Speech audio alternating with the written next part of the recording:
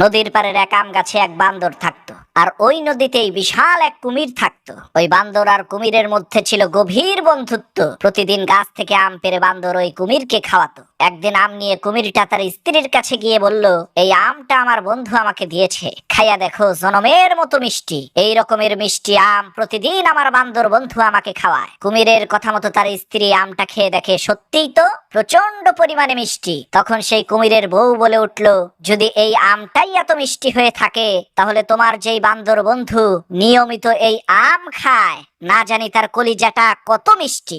আমি কিছুই বুঝি না, যে কোনো মূল্যেই হোক আমাকে ওই বান্দরের কলিজাটা তুমি এনে দিবা। বউয়ের এই কথা শুনে পরের দিন কুমিরটা বান্দরের কাছে যেয়ে বলল, ভাই বান্দর, তোমার ভাবি তোমাকে দাওয়াত দিয়েছে। গতকালকে তোমার আর আমার গভীর বন্ধুত্বের আলোচনা শুনে সে বলেছে, বান্দর তোমার এত ভালো একজন বন্ধু, তাহলে একদিন তাকে আমাদের বাড়িতে নিয়ে এসো। কুমিরের এই কথা শুনে বান্দর কোনো কিছু না ভেবে এক লাফে কুমিরের পিঠে এসে বসলো আর বলল, চলো আজকে ভাবির হাতের রান্না খাবো। চলতে চলতে নদীর মাঝখানে যাওয়ার পর কুমির বলে উঠল, ভাই বান্দর, আসল কথা হলো তোমার ভাবি তোমার কলিজাটা খেতে চায়, এ কারণেই আমি তোমাকে নিয়ে যাচ্ছি। কুমিরের এই কথা শুনে বান্দর ভয় পেয়ে গেল, কিন্তু সে হাই হুতাশ না করে হেসে দিয়ে বলল, আরে ভাই, এই সামান্য একটা বিষয় তুমি আমাকে আগে বলবা না?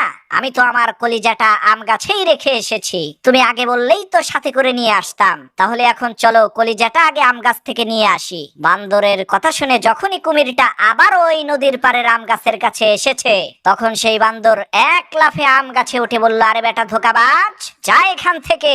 আমি তোর উপরে ভরসা করেছি, তোকে মহব্বত করেছি, আর তুই আমার সাথে এত বড় ধোঁকাবাজি করলি। প্রিয় বন্ধুগণ, আজকাল এই দুনিয়ার পরতে পরতে ধোঁকাবাজ লুকিয়ে আছে।